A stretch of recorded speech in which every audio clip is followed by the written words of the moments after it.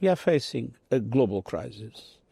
Conflicts are multiplying in a context in which geopolitical divides do not allow to effectively address them. There is a sense of impunity.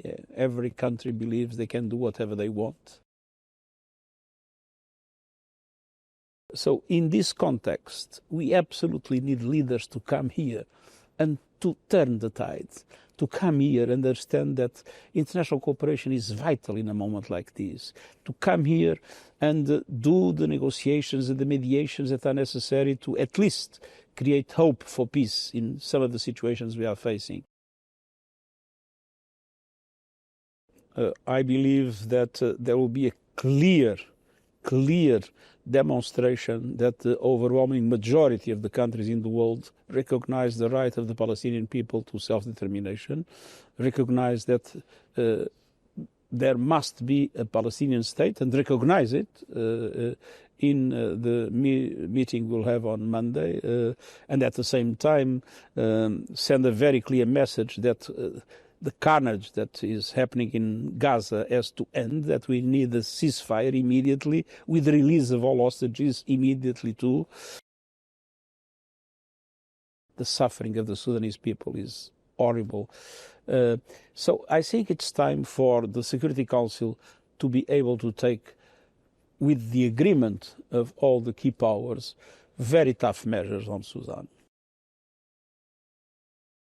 As we live in a world of impunity, it is easy for countries that see the examples of big powers waging war, as in the case of the Ukraine.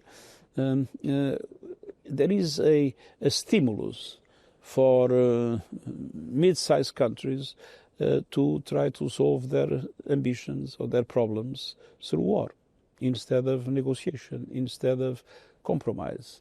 And this is becoming a pattern that needs to be strongly opposed.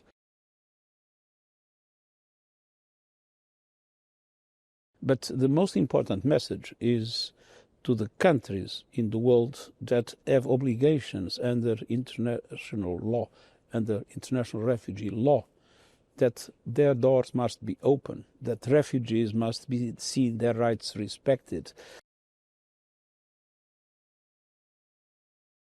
UNHCR, that has a fantastic role in supporting refugees all over the world, is now dramatically underfunded. So this is a tragic situation that requires a comprehensive response. This is the moment in which every member state must present its new climate plan. And it's essential that those climate plans are aligned with the objective of 1.5 degrees, which means that they bring a dramatic reduction of emissions.